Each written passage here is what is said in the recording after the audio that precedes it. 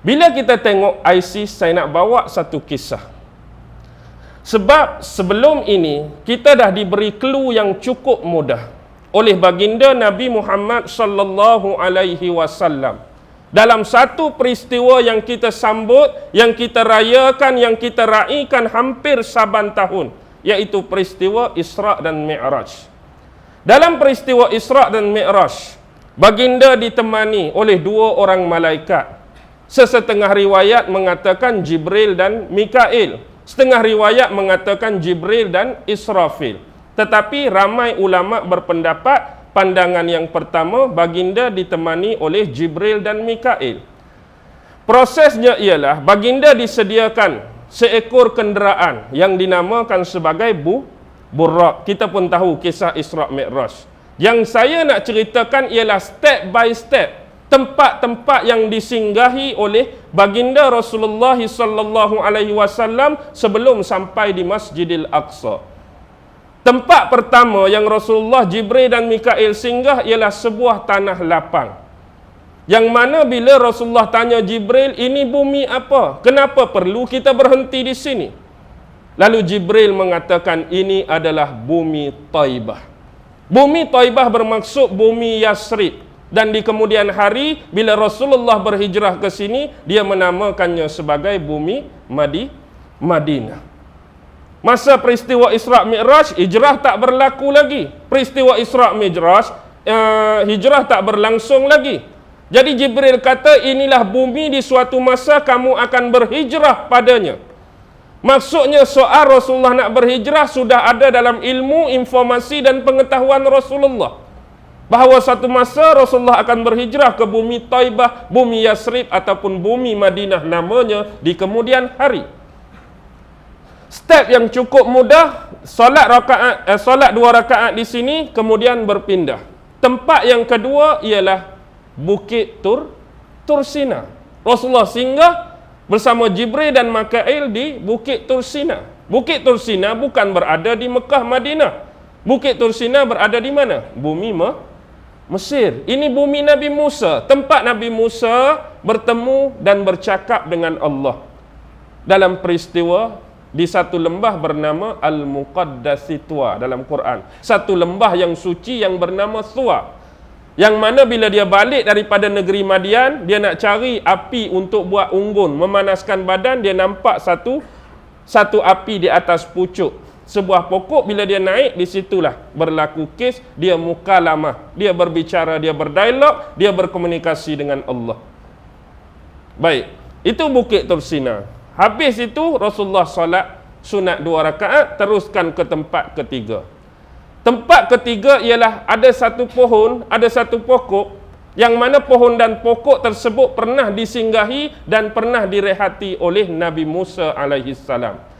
Secara ringkas, pernah berlaku di bandar Tebes pada waktu tersebut. Nabi Musa ni anak angkat Fir'aun. Fir'aun bangsa Kipti, Nabi Musa Bani Israel. Dia berbeza. Nabi Musa Bani Israel, Fir'aun tu bangsa Kipti, penduduk asal bumi Mesir. Jadi bila berlaku di bandar Tebes tu, pergaduhan antara 2 orang lelaki. Satu lelaki ada daripada kalangan bapa angkat dia. Satu lelaki dari Bani Kipti dan satu lelaki dari Bani Israel.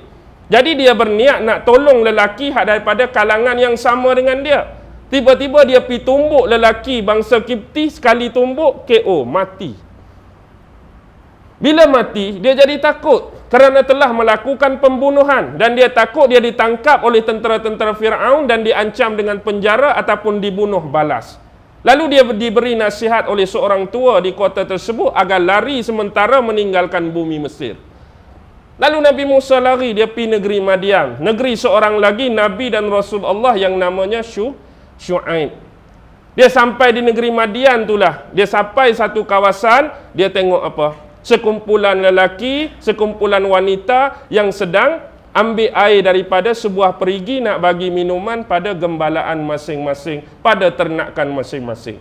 Tapi geng perempuan duk jauh, tunggu geng lelaki habis dulu. Lalu bila Nabi Musa tanya, pasal apa duk jauh daripada geng lelaki? Kami ni perempuan, kami orang lemah. Biasanya lelaki mendahului kami. Lagipun awal-awal air telaga ni, air perigi ni masih jernih. Jadi kami nanti dapat geng perempuan ni air lecah-lecah bercampur dengan seluk dah. Jadi dia niat nak tolong geng-geng perempuan, dia mara ke depan. Lalu kok celah-celah lelaki, tak ada siapa pun berani tahan dia. Dia pun ambil air, bagi minuman dekat geng-geng perempuan punya ternakan. Habis yang tu, dia pun piduk berehat. Dia berdoa pada Allah, minta Allah balas setiap kebaikan yang dia buat pada perempuan tadi. Kebetulannya perempuan tadi adalah anak Nabi Syuaib. Biasa hari-hari lagu ni balik lambat. Tiba-tiba hari ni balik awal, Nabi Syuaib tanya. Hang selalu balik lewat. Pasal apa hari ni jadi boleh balik awal ni? Apa cerita?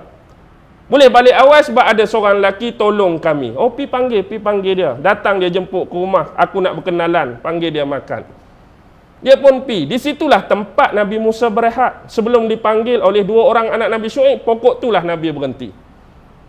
Di bumi Madian. Madian sekarang adalah mana? Bumi Jordan. Itu adalah merujuk bumi Syam. Lepas tu yang keempat baru Baitul Laham.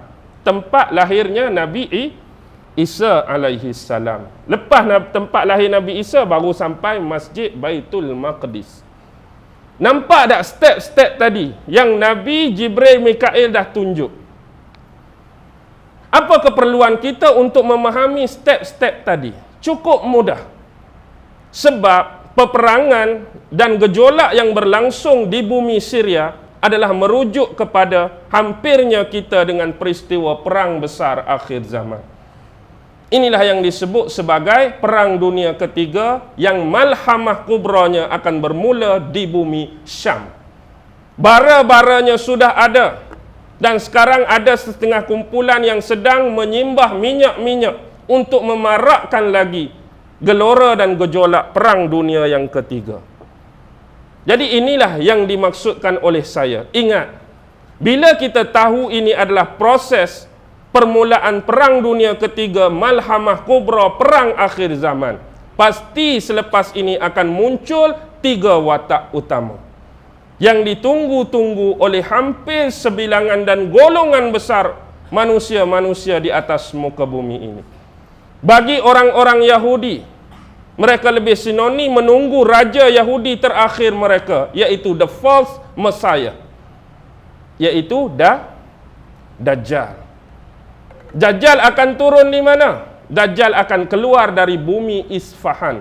Di belakangnya akan diikuti oleh 70 orang Yahudi yang hampir kesemuanya memakai selendang Toyalisa. Bila sebut Isfahan, Isfahan ni duduk Amerika kah?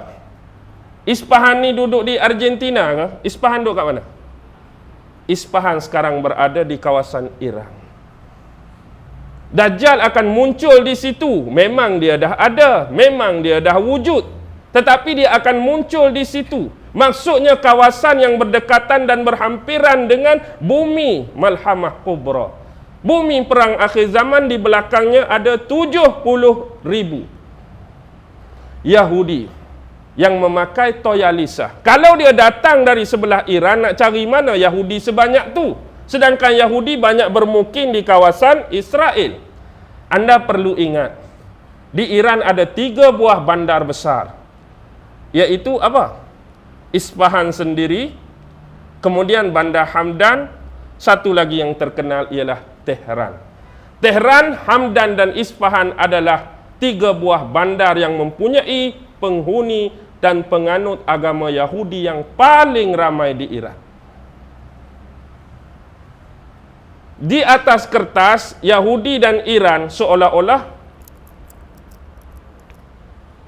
kalau atas kertas hang boleh bergaduh, atas kertas hang boleh berperang, hang nak tunjuk hang ni memusuhi kafir-kafir Amerika, kafir Israel, kafir Zionis, kenapa boleh 3 buah wilayah, 3 buah daerah penempatan ini ada jumlah Yahudi yang begitu ramai?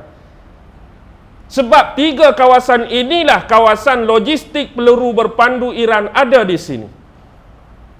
Anda perlu ingat, tempat kedua yang paling suci di sisi orang Yahudi selepas Baitul Maqdis, selepas bumi Israel adalah bumi Iran. Pasal apa? Disitulah banyaknya makam nabi-nabi yang terdahulu. Bukan makam Rasul, makam Nabi. Nabi kan ada 124,000 orang. Nabi Hajaiyah ada di situ. Nabi Hezekiel ada di situ. Nabi Daniel dikatakan ada di situ. Itu adalah bumi suci kedua selepas Israel. Dan hari ini kalau orang-orang Iran Syiah mengatakan Amerika itu musuh dia, Israel itu musuh dia, dan mereka klaim, mereka dakwa bahawa mereka ada peluru-peluru berpandu yang bertaraf grade A, bertaraf antarabangsa. Saya nak tanya, antara Iran dengan Israel jauh ke dekat? Tak jauh mana pun. Tapi berapa biji dah peluru berpandu Iran dah jatuh atas bumi Israel? Apa biji dah anda dengar? Oh, Iran hantar 2 biji peluru berpandu bumi Israel. Pernah dengar tak? Tak hantar pun. Patut anda lama tolong negara-negara yang se-Islam dengan kita ni. Hak kawasan Syria orang duk serang, Lebanon orang duk serang, Yaman orang duk serang, hantarlah hang peluru berpandu hebat-hebat. Sebiji pun tak pernah. Sebab dalam sejarah tak pernah berlaku orang-orang Syiah bertempur melawan tentera-tentera kafir. Tetapi hakikatnya orang Syiah banyak bertempur dengan tentera-tentera Islam sendiri. Runtuhnya Baghdad, runtuhnya kota Baghdad, Nasiruddin At-Tusi adalah Syiah. Orang yang banyak melakarkan sejarah membuka kota Baghdad sampai geng-geng siapa tu? Daripada Mongolia. Keluarga Khan boleh masuk. Angkara orang Syiah. Begitu juga dengan di Mesir dulu, Syiah Ismailiyah. Banyak Sunni-Sunni terkorban di sana. Perang 1978. Baru saya cerita tadi, Iran lawan Iraq. Iraq tu negara kafir ke? Negara kafir ke negara Islam? Iraq tu Islam. Tak ada sejarah lagi Iran Syiah bertempur dengan orang kafir. Pernah dengar Iran lawan Amerika? Pernah dengar Iran lawan Perancis? Pernah dengar Iran lawan Israel? Tak ada. Itu sejarah. Jadi anda perlu ingat dia akan keluar di situ. Dan clue yang paling mudah yang pertama bumi Taibah merujuk kepada bumi Madinah. Bila dia adalah bumi Madinah dan Nabi sebelum dia sampai ke tempat persinggahan pertama dia bermula di mana? Masjidil Haram. Masjidil Haram bumi Mekah. Dan di sini ada Masjid Nabawi di Madinah. Ini adalah rujukan awal 2 kawasan, 2 penempatan, 2 masjid yang dijanjikan terus oleh Allah akan diberi keamanan, perlindungan, protektor daripada Allah. Yang 2 ini tidak akan dapat dimasuki oleh Dajjal. 2 ni Dajjal tak boleh masuk. Dajjal boleh duduk kat luar-luar tu je. Dia boleh guna orang-orang upahan, dia boleh guna boneka dia masuk dalam ni. Tak jadi masalah. Tapi dia sendiri diprotek oleh malaikat-malaikat yang mengawal Masjidil Haram, malaikat-malaikat yang mengawal Masjid Nabawi. Tetapi clue yang nombor 2, Bukit Tursina. Bukit Tursina merujuk kepada negeri Mesir. Sebab Dajjal berasal dari sini. Dajjal berasal daripada Mesir. Sebuah perkampungan bernama Rablah, daerah Samarra. Samarra tu lekatnya jadi Samiri. Ingat peristiwa Musa Samiri yang buat lembu sewaktu lepas daripada pembelahan Laut Merah kan? Lepas pembelahan Laut Merah lari daripada Fir'aun, Nabi Musa menyelamatkan sebahagian besar Bani Israel. Dalam kitab Injil kita boleh tengok dalam Book of Numbers. Book of Numbers tu ialah buku bilangan. Buku bilangan, pasal apa book ni dinamakan Numbers? Kerana peristiwa Nabi Musa alaihissalam dia duk bilang. Dia duk bilang jumlah Bani Israel yang selamat daripada peristiwa pembelahan Laut Merah. Jadi jumlah yang dibilang tu umur mesti 20 tahun ke atas. Yang 20 tahun ke bawah tak dikira. Contoh mari seorang 16 tahun tak kira. Mari seorang 18 tak kira. Mari seorang hang umur berapa? 22. 1. Hang umur berapa? 30. 2. Jadi hak dia bilang tu 20 tahun ke atas, jumlah yang terhasil mengikut Injil The Book of Numbers 603,550 orang. Jumlah yang besar. Jadi bila sampai pula perintah Allah supaya naik di satu bukit bermunajat 40 hari 40 malam nak terima wahyu-wahyu berupa Taurat. Tetapi peluang inilah yang digunakan oleh Musa As-Samiri. Nabi pun Musa, pengkhianat ni pun Musa. Jadi dia buatlah patung lembu tu dalam surah Al-Baqarah tu. Patung lembu itulah yang telah banyak menyesatkan sebahagian besar Bani Israel. Dan bila Nabi Musa halau dia pun menjelajah dari satu tempat ke satu tempat dan dia memilih satu negara yang dia boleh laksanakan perancangan dia, laksanakan plan dia, laksanakan strategi dia untuk umat akhir zaman. Negara itulah yang dikenali sebagai negara Uncle Sam. Tahu negara Uncle Sam? Amerika. Uncle Sam tu tak ada orang lain lah, Pakcik Sam tu. Sam tu Samiri itulah, Musa Samiri. Samiri tu dia ambil sekerat tu Sam. Hari ni dia panggil dia Pakcik Sam, Uncle Sam tu dia dah lah. Dia lahir di sini, dendam dia akan berbalah di sini. Menerusi revolusi Arab Spring, dia dah lunaskan sebahagian dendam dia pada bumi. Tempat bumi asal dia dihalau oleh Nabi Musa. Dan hari ini bumi ni dah dapat kepada siapa? Dahulu bila jatuh Husni Mubarak, yang naik menerusi pilihan raya yang dianggap telus. Siapa naik? Mursi. Berapa bulan bertahan? 2-3 bulan, akhirnya macam-macam cerita dia create, macam-macam cerita dia reka, akhirnya General As-Sisi. Kita pun tahu Sisi siapa?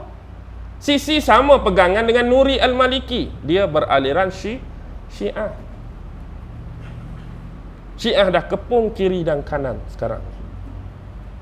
Hadut tengah Mekah dengan Madinah, sasaran utama. Sasaran utama duk tengah Mekah dengan Madinah. Belah kiri ni Mesir. Belah kanan ni Iran. Iraq dengan Syam sekarang dah bergejolak.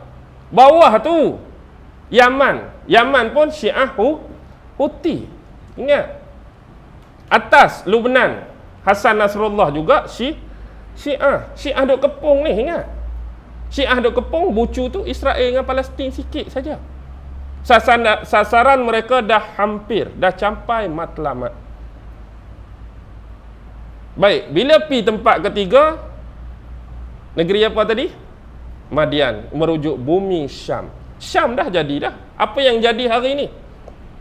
Sampailah Baitul Laham. Tunggu satu lagi figure. Tempat lahir siapa tadi? Nabi Isa juga akan turun. Kalaulah Dajjal keluar di Isfahan, Nabi Isa akan turun di Manaratul Baida. Manaratul Baida sebuah masjid kubah putih di Dimashq. Masjid Umawi.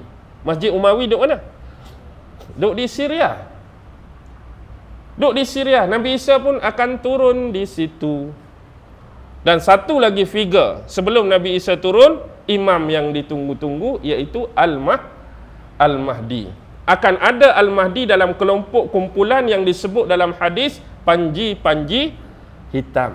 Hari ni banyak dah panji hitam dah. Kita kecil-kecil dulu ada hero semut hitam, semut merah, semut hijau. Tu semut tak apa. Ni panji hitam ni. Jadi nak tahu betul ke tak Hak Mahdi yang nak bawa tu, sekarang dah banyak di bumi Syria, banyak di bumi Iraq yang tengah bergejolak ni. Cuma hari ni nak pastikan mereka tu betul tak yang Mahdi bawa, atau mereka tu ada agenda atau dibawa oleh musuh-musuh Islam. Tu saja. Sekarang bila anda lihat peta laluan Rasulullah berhenti tu, tak nampak tak? Nampak tak satu benda? Apa yang boleh nampak? Okey, Mekah, Madinah. Satu ialah Mesir, satu ialah bumi Syam, satu ialah apa dia tadi? Bumi Palestin ataupun negara Israel sekarang. Cukup mudah. Bila Dajjal akan turun dari sudut sisi kegelapan, sisi kejahatan. Perkara apa yang pernah berlangsung bumi-bumi yang Nabi berhenti tadi, yang ada spesies persamaan dengan Dajjal nak bawa. Apa yang pernah berlaku di Syam dulu, apa yang pernah berlaku di Mesir dulu, dan apa yang akan berlaku di Palestin. Benda ni benda sama. Dajjal akan bawa apa yang dibawa oleh individu-individu terdahulu. Cukup mudah. Syam adalah bumi yang sezaman makhluk perosak zaman Nabi Ibrahim, iaitu Namrus. Semua orang kenal Namrus. Namrus ialah seseorang figure personality, raja pemerintah yang berlagak lebih jauh, yang akhirnya mengaku dia sebagai Tuhan. Siapa tak boleh nak menafikan fakta ini, tak boleh menafikan sejarah ini. Bumi Syam lah saksinya, kerana Namrus berasal dari bumi Babylon. Dan ini adalah bumi Nabi Ibrahim alaihissalam. Nabi Ibrahim berasal daripada bumi Babylon. Seangkatan dengan dia, anak saudara dia, Nabi Lut alaihissalam, menyaksikan sejarah bahawa ada seorang pemerintah dan raja yang diutuskan kedua-dua Nabi itu nak perangi dia. Namrus mengaku jadi Tuhan yang seharusnya dan yang selayaknya disembah oleh manusia-manusia pada waktu itu. Cukup mudah. Bumi Mesir sama, menyaksikan konteks yang sama berlaku sekali lagi, yang terpaksa dihadapi oleh Nabi Musa alaihissalam. Seorang lagi pemerintah raja mengaku jadi Tuhan, iaitu Fir'aun. Fir'aun pun konteks yang sama. Bumi ni juga duk berlegak kawasan ni saja. Tapi akhirnya seorang lagi akan keluar nak bawa balik agenda yang sama, agenda Namrus, agenda Fir'aun. Dia keluar pun dia nak mengaku dia jadi Tuhan. Siapa? Dajjal. Dajjal pun nak mengaku dia Tuhan. Walaupun dia keluar dari Isfahan, pusat pemerintahan dia akan berlangsung di bumi Israel. Akan berlangsung di bumi Israel. Sebab tu dia nak Israel. Awal-awal kejatuhan kerajaan Turki Uthmaniyah 1924, dia mula mengkucar-kacirkan negara-negara asal jajahan di bawah takluk kekhalifahan Turki Uthmaniyah. Yang asal dulu tanah jajahan, wilayah besar-besar, mereka dah kecil-kecilkan dan diletakkan dengan pemimpin-pemimpin boneka arahan mereka. Lalu negara-negara Arab yang sebelum ni tak bernama mula dinamakan, walaupun dalam bentuk persempadanan geografi yang kecil.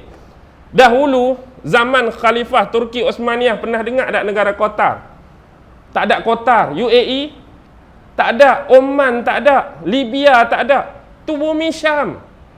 Sekarang ni macam-macam. Libya ada, Tunisia ada, Iran ada, Iraq ada. Yaman tu memang dah ada dah. UAE, Lebanon, semua tu tak ada dulu. Jadi dikecil-kecilkan, pemimpin hak nak lantik situ pun mesti orang kita, geng kita. Siapa yang jadi grand design, siapa yang jadi master of puppet, bukan merujuk album Metallica dah. Album Metallica pun master of puppet juga, tu master puppet lain. Baik.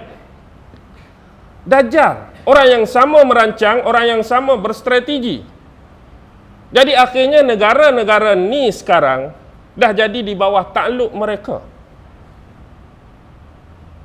Kita lihat, hari ini bila terjadi satu-satu peristiwa, mereka ambil tahu atau tidak saudara mereka sendiri. Contoh paling mudah, di Israel dan Palestin lah. Hari-hari Palestin kena, hari-hari Palestin kena. Ada siapa bangun? Hak dekat sekali, hak paling kaya dengan minyak, Arab Saudi ada bantu tak? Arab Saudi ada bantu tak? Kalau nak bantu lama dah. Kalau nak bersepakat, negara Islam saja tu. Hak betul-betul dia sekok je Israel tu. Atas dia Lebanon kalau nak kira negara Islam. Bawah dia Jordan Islam, Palestin Islam, Mesir Islam, Sudan Islam, Arab Saudi Islam, Yaman Islam, UAE Islam, Oman Islam, Iran Islam. Tapi tak ada seorang pun ambil tahu. Betul atau tidak? Tak ada seorang pun ambil tahu. Sebab apa? Sebab apa agak-agak? Satu benda yang mudah mereka catur kita, iaitu sistem demokrasi. Sistem demokrasi lah yang menghancurkan divine of sovereignty. Apa divine of sovereignty? Apa dia? Divine of sovereignty. Keadilan ilahi. Apa maksud keadilan ilahi? Maksudnya begini, cara yang paling mudah. Hari ini mereka catur kita dengan sistem demokrasi. Kita dah tak ada sistem bai'ah, kita dah tak ada sistem khalifah. Bila khalifah dah hancur, hang jangan duk bermimpi nak ada balik sistem khalifah. Aku dah bagi negeri sikit sorang, aku dah bagi daerah sikit sorang, aku dah bagi wilayah sikit sorang, hang takbir sendiri. Bagaimana nak pilih pemimpin? Sistem pilihan raya, sistem demokrasi. Bila sistem pilihan raya, sistem demokrasi, orang jahat boleh bertanding ke tak? Boleh. Perompak boleh bertanding? Boleh. Jadi inilah pemimpin. Kalau dia menang, dia licik, dia boleh naik. Kita dulu bai'ah orang yang benar-benar ada ilmu, orang yang benar-benar ada pakih, ada authority, ada credibility, ada integrity, baru boleh jadi pemimpin macam khalifah. Tapi bila dah berlaku demikian, lama kelamaan divine of sovereignty yang asal ada pada sistem khalifah dah tak ada. Maksud divine of sovereignty ialah berlaku macam zaman Nabi dulu. Zaman Nabi dulu yang Islam cuma Mekah, yang Islam cuma Madinah. Nabi duduk diam situ. Nabi ada sebar dakwah tak? Kita cukup dah Mekah, ramai dah orang ikut kita. Madinah pun cukup dah, tak payah pi mana-mana. Begitu ke? Sahabat sebar ke, sahabat menjelajah ke, sahabat mengembara ke, duduk diam di Mekah dan Madinah? Saya tanya. Mereka berdakwah, mereka mengembara, tak ada tekanan. Pi pula dengan syarat. Kami datang ni bukan nak ubah kamu, kami datang bukan nak bunuh, bukan datang nak ambil peluang, ambil hasil mahsul bumi kamu. Kami datang nak ubah yang dalam perut kamu, kami datang nak ubah akidah, nak ubah agama. Penyembahan sesama manusia, penyembahan sesama makhluk Allah kepada penyembahan kepada Allah. Tu ya. Baki lagi bila kamu dah terima akidah ini, terima iman ni, kami nak tinggal, nak pergi tempat lain. Tu je kerja kami. Kalau kamu tak nak, kamu kena duduk bawah kerajaan takluk Islam, kena bayar jizyah. Hantar jizyah tiap-tiap tahun kepada pusat di Madinah. Kalau dua-dua tak mau, kita keteng, perang. Nombor 3 dah perang, tak ada pilihan dah. Hari tu boleh perang, tak ada siapa nak marah. Bila perang kita menang, dia tetap bawah kita, pi negara lain. Perang benang bawah kita sampai Islam 1/3 dunia. Divine sovereignty, keadilan Tuhan, kedaulatan ilahi kuat. Tapi hari ni cuba. Kita besar, Brunei kecil. Kita pun nak buat macam Nabi dululah. Kita nak pi lah serang Brunei. Katakanlah Brunei tu tak Islam lagi, kafir, ataupun Thailand. Kita rasa kita ada kekuatan nak lawan Thailand. Tiba-tiba baru nak pi dengan niat semata-mata nak mengislamkan Thailand, mesti ada keluar suara. Jangan kacau kedaulatan negara orang lain. Betul tak? Tengok. Tak boleh kacau dah daulat negara orang. Sekarang daulat ilahi hak asal dah jadi daulat pada negara-negara dah. Dulu Nabi tak ada masalah, tak ada itu. Atas sekali divine sovereignty, daulat ilahi, tak kira siapa. Hari ni, hang jangan kacau Thailand, mereka negara berdaulat tu kan perang pula kan. Kita ni sama-sama anggota PBB kan mari jenuh. 40 negara mari serang hang seorang. Tak berani. Kalaulah kata Brunei tu kafir, kecil lah Brunei kita pi. Jangan, Brunei pun berdaulat. Sekarang siapa berani kacau? Tak ada siapa. Ada lagi divine of sovereignty? Ada lagi tak? Tak ada dah. Melalui sistem tadi cukup mudah. Sistem demokrasi. Dan bila demokrasi, yang siapa-siapa boleh naik, mereka letakkan perlembagaan, mesti landasan dia bukan dari Islam. Yang hari ini, kalau dahulu belajar kitab kedaulatan ilahi nombor 1, Allah lah yang bersifat Al-Hakim, penentu segala hukum hakam. Tapi hari ini, divine of sovereignty dalam Tauhid, Allah Maha Penghukum dah tak ada. Sebab kita dah terima undang-undang selain dari undang-undang yang Allah buat. Siapa yang buat? Kita sendiri yang pilih. Kita sendiri yang pilih. Jangan salahkan orang lain. Kalau hari ini pun kita mengaku Allah Al-Hakam, tapi divine sovereignty sebenar dah hilang terus. Inilah cara paling mudah melalui sistem ini. Saya dah cakap banyak tempat, sistem ni mudah, dia macam bola saja. Bola ni dia minta kita balik main bola. Demokrasi macam bola. Nak main di mana bola ni? Tempat kamu lah, gelanggang dia, negara kamu. Bila nak berlawan bola, logik dah ada satu pasukan. Nak main bola, geng kita ni, kumpulan masjid apa ni? Masjid Jimat Desa Bukit Minyak. Lawan tak ada lawan. Tak ada lawan nak main bola apa?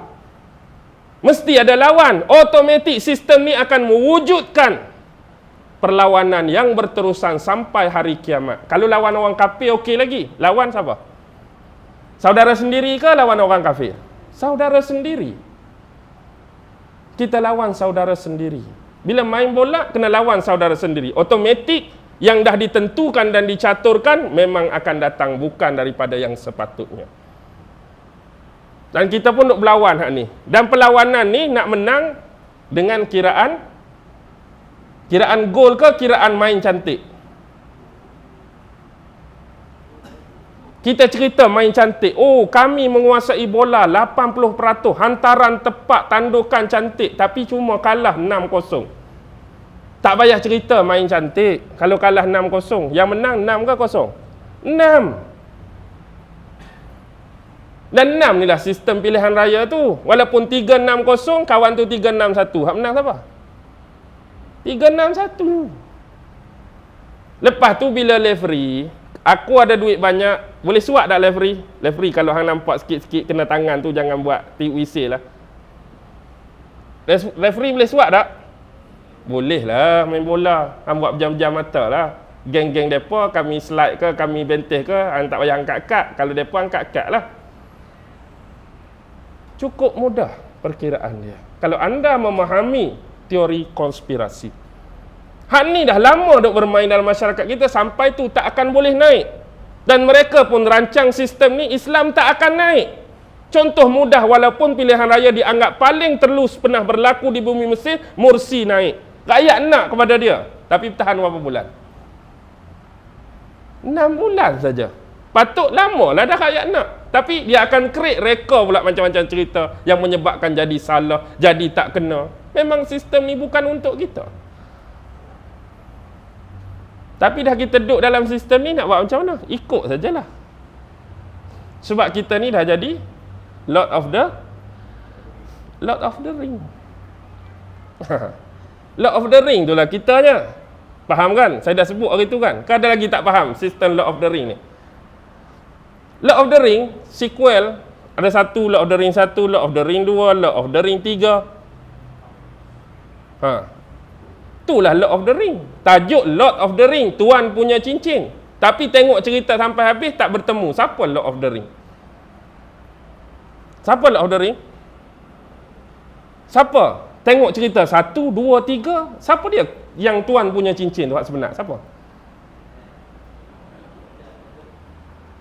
Siapa Tuan punya cincin? Ketua. Lord of the Ring hak duk tengok TV tu lah. Lord of the Ring kita duk cari Lord of the Ring dalam filem. Lord of the Ring hak duk luar, duk tunggu depan kaca TV tu. Tu Lord of the Ring. Kita Tuan punya cincin. Tahu tak tengok sequel yang ketiga yang terakhir? Watak Frodo tu. Frodo yang bawa cincin tu kan? Bila sampai Frodo masuk dekat Dajjal, Sauron hak mata satu tu, dia nak buang cincin tu kan? Bila nak buang, mari satu makhluk jenis kecil tu gigit tangan dia, jangan bagi buang cincin tu. Tapi dia duduk kerah, duduk bergaduh, buang. Bila buang, jatuh cincin, jadi apa dekat Sauron? Jadi apa dekat Dajjal mata satu? Jadi hancur luluh. Betul-betul dia buat macam hadis Nabi, jadi macam segunung garam yang meleleh kan? Dia kan jadi mata satu tu jadi macam lawa, keluar lawa gunung berapi cair. Kalah dah Dajjal. Sebab apa kalah? Sebab dah buang cincin tu. Dajjal tak akan mati, Dajjal tak akan kalah selagi kita duk pegang sistem ini. Kita hari ni tak boleh kalahkan Dajjal sebab kita duk pegang sistem dia. Melalui apa? Ring ni lah. Tahu tak ring tu apa? Jangan ingat ring tu cincin. Ring tu ialah surah-surah awal dalam Al-Quran. Surah Baqarah, Surah Al-Imran, Surah An-Nisa, Surah Al-Ma'idah. Ark yang pertama, Surah Al-Baqarah banyak Allah pesan merujuk kepada musuh nombor satu orang Islam, iaitu kisah Nabi Musa dengan Bani Israel. Lebih banyak merujuk kepada agama Yahudi. Nak kenal Yahudi, nak tahu taktik Yahudi, bacalah banyak-banyak surah Baqarah. Cuma kita kena pandai menyelami seni-seni. Walaupun cerita Nabi Musa, tapi hakikat banyak rahsia-rahsia seni yang keluar untuk zaman ni. Art yang pertama ialah reload. Reload. Yahudi sifat dia itulah reload. Apa saja keinginan nafsu kita, dia akan bubuh. Hari ni, anda nak gegar waganza. Ada gegar waganza. Hak orang tua, tak puas hati, tercabut gigi, bubuh pula. Apa tu? Kilauan mah. Kilauan mah, dia duk gelek sampai pagi. Hak jenis nak bahan-bahan porno, bahan-bahan lucah, dia mari majalah lucah, website porno. Hak minat hiburan. Hak minat jenis disko, dia sediakan disko. Hak minat jenis tikam toto, mari Magnum, mari 4D, mari Sport Toto. Apa saja keperluan yang ke arah maksiat, kejahatan, dia akan reload untuk kita. Hari ni apa benda jahat yang kita nak yang tak ada? Cuba cerita. Hari ni kalau nak pergi disko, ada tak? Agak-agak. Boleh, tak ada masalah. Mau dengan tak mau saja. Halal dengan haram saja. Hari ni kalau nak minum arak, senang ke payah? Senang. Kadang-kadang arak yang tertipu pun kita minum. Kita tak tahu pun ada wine, ada alkohol yang lebih pada minuman kita. Tu sifat. Yang kedua, air. Air. Air itu surah yang kedua lah. Surah Ali Imran. Banyak cerita Nabi Isa dengan mak dia. Bila banyak cerita Nabi Isa dengan mak dia Maryam, dia lebih sinonim merujuk kepada agama nombor 2 yang jadi musuh kita, Kristian. Kristian lah yang banyak kacau dari sudut agama. Hak betulnya, hak serang agama, hak betul-betul Kristian. Yahudi ni dia banyak serang nak runtuhkan akhlak. Agama ingat, orang Kristian. Surah yang ketiga An-Nisa. Senjata nak jatuhkan orang Islam, perempuan. Cukup mudah. Dalam sejarah dunia, berapa ramai pemimpin dunia jatuh akibat perempuan. Kita kadang-kadang pun jatuh longkang sebab tengok perempuan seksi tak? Tengok, nak pi Bukit Tambun, telajak masuk, exit Allah. Tengok perempuan cantik, exit terlepas, kena pusing depan. Habis pula duit tu hak lain. Tengok-tengok keluar longkang, serebang dulu naik. Ustaz juga boleh masuk dalam longkang. Perempuan senjata utama. Hari ini macam-macam. Bukan saja pemimpin dunia, orang-orang kecil pun banyak gunakan senjata perempuan. Mudah nak mencairkan lelaki. G yang terakhir, surah Al-Ma'idah, merujuk pada groceries. Makanan-makanan dan minuman kita. Hari ini apa nama fast food? Bermula daripada McDonald, KFC, apa lagi? Chicken tikka ke,